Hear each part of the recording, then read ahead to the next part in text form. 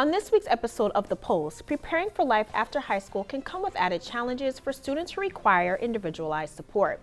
At Westport Day School, a college fair is helping students and families explore pathways to higher education built for long-term success. Access to the arts is not always equal, but the New Haven Symphony Orchestra is working to change that, creating opportunities for children and families to experience music in a more meaningful and inclusive way. As the weather begins to warm up, many are looking for new ways to get outside in Fairfield. A local shoreline is offering more than just a view, giving residents the chance to take part in a hands-on summer tradition. Plus, while most teens are still exploring their interest, one local student is already stepping into the world of sports broadcasting. We will also bring you your Connecticut weather forecast, positive climate updates, and a look at what is trending on social media. I am Tremani Hurd.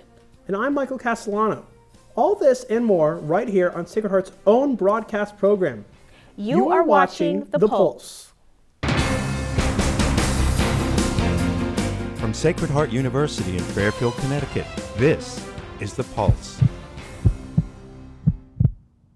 Planning for life after graduation looks different for every student. At Westport Day School, a college fair is connecting students who receive specialized educational support with programs that prioritize accessibility, independence, and real-world preparation. Alexandra Maxwell has the story. Choosing a college can be overwhelming, especially for families navigating special education, where finding the right fit adds another layer of uncertainty. That's where the annual Special Education College Fair at Westport Day School comes in, bringing together programs designed to support students with a wide range of learning needs. My goals are for them to come here and understand that just because they have an IEP does not mean that they do not have a future after high school. A lot of our students who come to Westport Day School, or I have gotten to know, who have IEPs, start with this, stigma that I can't do anything after high school just because I have an IEP. So I'm hoping that they walk out of here with smiles on their faces. This is our third year doing it, so every year we try to do a little bit more just so that they're more and more comfortable with the setting. Now in its third year, the event continues to grow, connecting more families with schools and services focused on individualized support. Organizers say increased attendance reflects a rising demand for programs that go beyond traditional college pathways. We started with a few colleges and programs that support students with disabilities, and it's grown every year. This is our third annual, and we start preparing for the next college fair the day after this ends, so it's a very big deal for us. We take a lot of time into finding the right colleges, the right programs. Every program in college that's represented here has a disability services department and really is able to individualize and support students with any kind of special education needs. Dozens of vendors filled the room, each offering different pathways from life skill programs to specialized academic support. Landmark is a 4-year university, and it's exclusively for students who learn differently. So I'm here to talk about our undergraduate program, and we have various summer programs as well. So I'm here to cover the gamut of what we have to offer as a 4-year school. For students, the experience can turn uncertainty into direction. And for parents, it offers guidance during a process that can feel overwhelming. It impacts me because first and foremost, he has a disability, right? And a lot of the navigating he may not understand. So something like this is really helpful. That way the parents and the students can be there and get the questions answered, as well as information about the college. Events like this offer more than just information. They offer reassurance, a reminder that there are options, support systems, and communities ready to help students succeed. I was hesitant to go to college just because I was very not sure if I would be able to handle it personally. I have a lot of very different learning needs compared to other students at college. So if I didn't know about colleges that actually have programs for different learning needs, I would have not been able to go to college actually, or get a degree at all. So if this fair hadn't existed, I would have never known about Harwood College or any other colleges with programs like that. So I would say this is very important for people who want to go on to higher education. In Wilton, Connecticut, this is Alexandra Maxwell for Pulse Plus. Arts can play a powerful role in bringing communities together. but access is not always guaranteed. The New Haven Symphony Orchestra is expanding beyond the concert hall, creating opportunities for people of all ages to experience music in a more professional, personal, and inclusive way. Shania Watson shares the story about this symphony. Here in New Haven, Connecticut, lives a symphony that's contributing much more to music in its society, and I have the privilege to capture just that. The New Haven Symphony Orchestra has been a part of the Connecticut community for generations, but beyond the stage, its impact reaches much further. Music director Perry So says that orchestral music is an old tradition, and that the New Haven Symphony Orchestra has the courage to create an orchestra for the future. New Haven has changed a lot from when the orchestra was founded 160 years ago. Both the racial, economic demographics of the city, so much has changed. And learning from the city what a musical institution could and should look like for the city has been a big part of our job. And we're lucky to have amazing partners in the city. But I would also say, my colleagues have this great courage and determination to make sure that we are here for a very long time and we remain in people's hearts, not just on the stage. Through outreach programs, education, and public performances, the orchestra brings music beyond the concert hall, making it accessible to people who might not otherwise experience it. One of those efforts includes their Young People's Concerts, performances designed specifically for children. Students are invited to hear different instruments, learn how they work, and experience orchestral music in a way that feels engaging. Caitlin Daly Gonzalez, the symphony's education director, is a big part of the community involvement. Her day-to-day involves bringing music out into the community in ways that's fun, engaging, and educational. It's one of the, music and arts are the first things that get cut in school districts. And if we have all these people who have all this knowledge, what are we doing to help support the ecosystem of the community that we're in? It's also, these are our future audience members.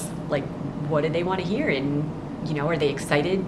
Can we expose them to anything, when they're young so that they fall in love with it and that they remember when they grow up that, oh yeah, I remember that when I was a kid and that was really fun. And that's why I always say, I'm in it for the long game. I'm in it for working with kids now, and I want to see them 20 years from now, hanging out, coming to concerts. I would love people to come away from a concert feeling inspired, and that as they listen to the music and as they leave, they realize that it's not just kind of random sounds, random beautiful sounds, but that these sounds are meaningful and that they can have a deep impact on everyone's lives, that this music can in the end change people, and that hopefully that we've changed some people every time we play for audiences.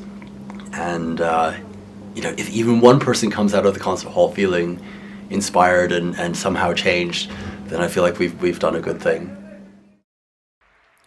This is what beauty within the arts looks like when we have people with a passion and when we as a community immerse ourselves into it.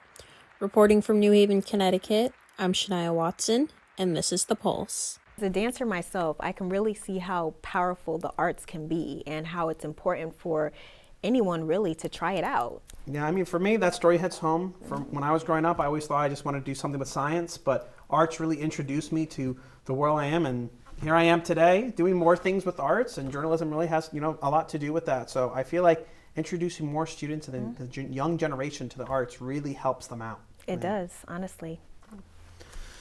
When we come back, we head to the shoreline in Fairfield, where a summer activity is giving people a new way to connect with the ocean, along with some encouraging climate updates. We'll be right back.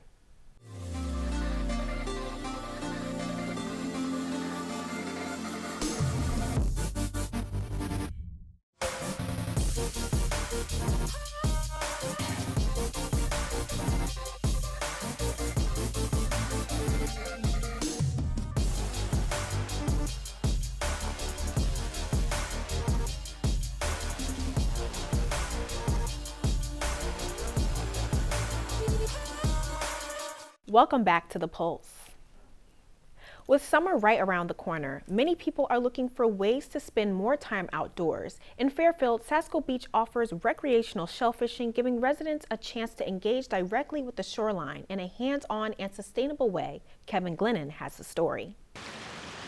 Beach season is right around the corner, and any beachgoers looking for a new activity could head to Fairfield for recreational shellfishing. And while you're out there picking out a fresh dinner, you're also witnessing one of the Long Island Sound's most important natural filters.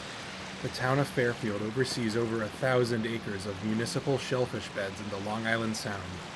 The main area open for recreational harvesting is located at Sasco Hill Beach. However, shellfishers must possess a valid permit issued by the town's conservation department. The seasonal permits run from the start of January to the end of December. You can be purchased online with lower rates for Fairfield residents and seniors. However, these areas are subject to health and safety regulations and are not always open for harvesting. The shellfish beds are often closed after significant rainfall due to water quality concerns. Aside from the harvesting permits, the shellfish program plays a vital role in maintaining the local water quality. Most of the native shellfish species act as natural filter feeders that regulate the ecosystem. Size and quantity limits are being enforced to ensure that the shellfish are still around to keep the sound clean. So before you head out to harvest, be sure to check all the regulations and to verify that the beds are currently open. You can find all the information on the Town of Fairfield website under the Shellfish Commission section. So for any seafood enjoyers that are interested in helping the local environment, be sure to take a look at these recreational permits. Reporting for The Pulse, I'm Kevin Glennon in Fairfield. While climate change is often associated with difficult headlines, there are also signs of meaningful progress happening around the world, from wildlife conservation to renewable energy. Some recent developments are offering a more hopeful perspective. Kevin Glennon is back with some environmental updates. Thank you, Michael.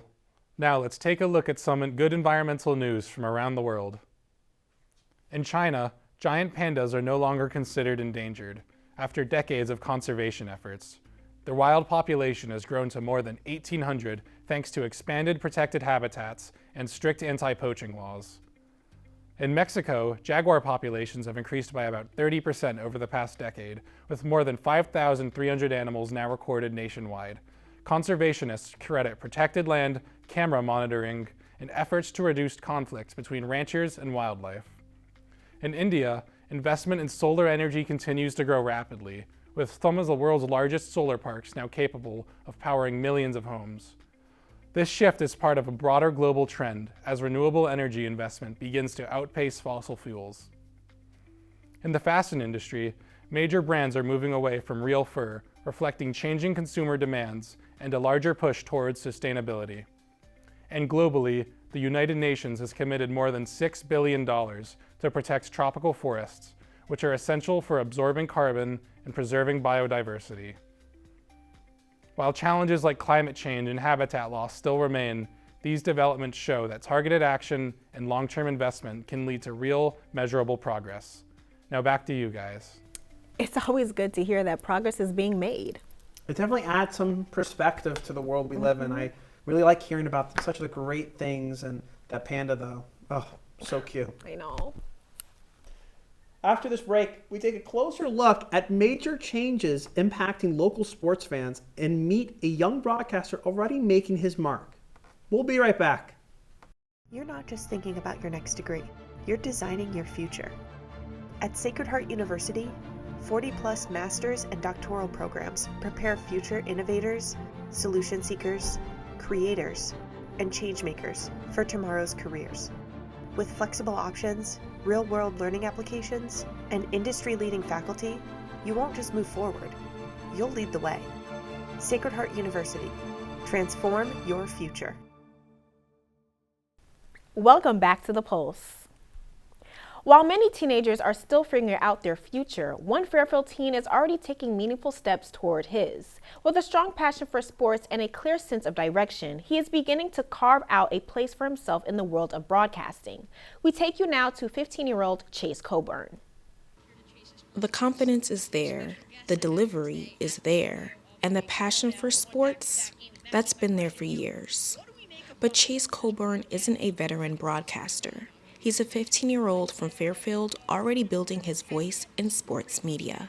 Back in 2020, my mom signed me up for a virtual sports broadcasting camp, and I had loved sports for so many years up to that point. It felt like a perfect fit. While many teenagers are still figuring out what they want to be, Chase says he's found something that already feels natural. I'm going to talk about sports anyway. I'm going to be looking at the sports scores. I'm going to be watching all the games anyway. I might as well talk about it and have fun with it. And what started as a passion quickly became something bigger, not just for Chase, but for the people watching him grow. You could just see the joy that he had for it. He really felt confidence, and I was like, okay, this is going to be his thing. That joy has turned into real momentum. With growing attention online and opportunities most teens are still only imagining. But Chase says he wants to be known for more than just going viral. I don't want to be known as a kid who just knows the facts. I want people to know that I can talk about the game at a high level. And through every interview, post, and take, his parents say they've made sure one thing stays the same. Chase stays grounded. Chase's mom and dad will support you the entire way through. The second this stops becoming fun, don't do it anymore. At just 15 years old, Chase Colburn is already proving that sometimes the dream doesn't wait until adulthood. It starts the moment you decide to take yourself seriously. I really want to have the biggest voice in this industry. I'm Chimani Hurd, reporting for Post Plus. It's so sad that the Islanders are moving. They've gone through such a long time there at the arena, from being called the Sound Tigers to now the Islanders, and I went to a few games when I was younger, and I've gone to a lot more when my family has been growing so much more with my sister and her fiance. And now it's sad because we won't be able to go to the games anymore. It's great for them that you're going on to bigger and better things, but it's sad that we won't be able to be part of that great history that they have. I know I'm seeing so much emotion around this move, and I know people are really touched by this. So I do wish them luck, though. Yes, definitely. But on another note, Chase, though, seems like such a great young man, has a very bright future ahead of him. Yep. Seems like he gets his priorities straight. He knows what he's talking about, and I wish him the best for this crazy world we live in, and he seems like he has a good grasp on it, sometimes better than me. Yep, and honestly, he is a great example of someone that is starting their future and building their future and not waiting for anything to come in between that. So absolutely, I wish him luck as well. That's great. After the break, we'll bring you your Connecticut weather forecast. Stay with us.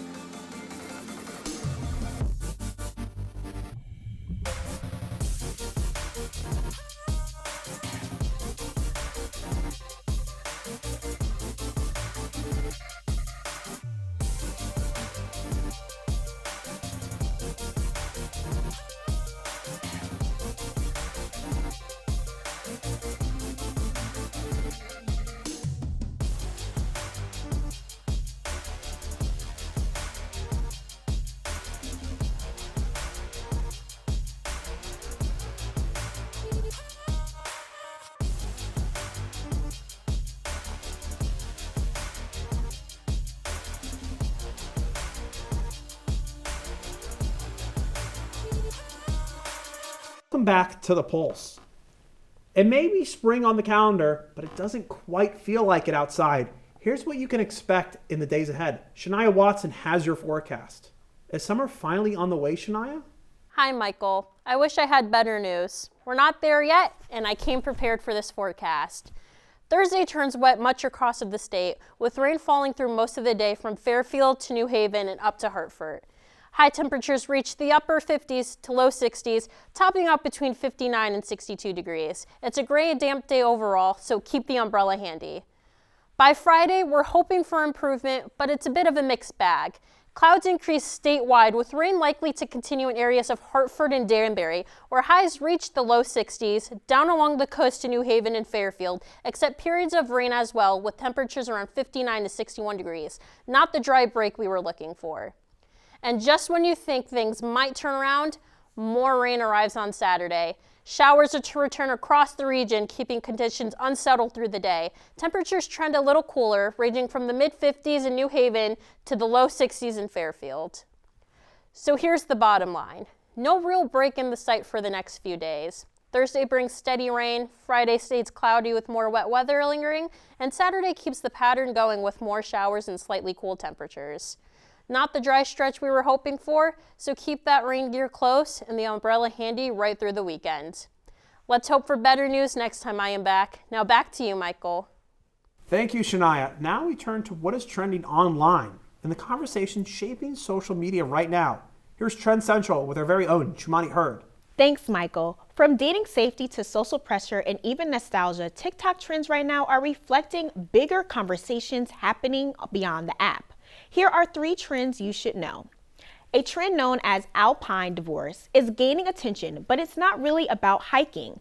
Women are taking to TikTok to share moments where they felt abandoned or unsafe while on dates, sometimes being left in unfamiliar or uncomfortable situations. The trend is sparking a broader conversation about dating safety, accountability, and the risks that can come with meeting people in real life after connecting online. And while some stories are extreme, many viewers say it reflects more common experiences like being ghosted or left in situations that feel unsettling. Take a look. Basically, an alpine divorce is when a woman is abandoned out in the wilderness, either hiking or walking with a man, be it a date or a significant other. Never be with him. Anytime you think about it, anytime you think. I literally just ran across it. I'm gonna set the scene because I feel so good knowing that I'm not alone in this experience. It's 5 years ago. Someone I met online, a guy that I really liked, asked if I wanted to move him from Idaho to Southern California. And while some users are opening up about their experiences, others are using TikTok to challenge the expectations they feel are being pushed on them. The propaganda "I'm not falling for a trend" features users calling out things they're choosing to reject, like unrealistic beauty standards, constant pressure to be productive, or the idea that you always need to be in a relationship. What started as humorous trend has turned into a wider conversation about how younger audiences are redefining success, self-image, and what actually matters to them. Here's what that looks like. There are 10 skincare propagandas I'm not falling for. The first one is, if the skincare burns your skin, that means it's working. Nope, that's spoiling your skin barrier. I'm going to show you why I refuse to drink tap water, let alone let it touch my skin or hair. First time I saw this, it absolutely blew my mind, and I don't know why more people aren't talking about this.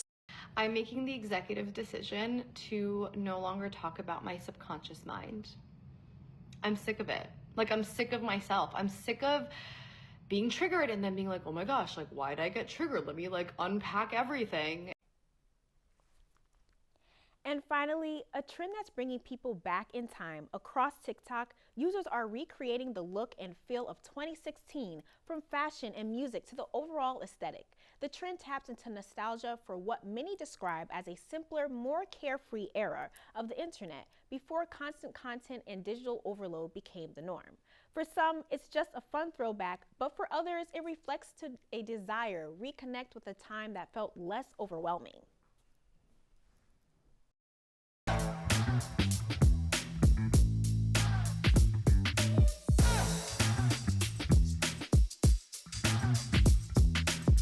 So I'm gonna go through the whole 2026 feeling like it's 2016 because that's the vibe I want and that's the vibe we need. Okay, let's do it, you guys. Baby.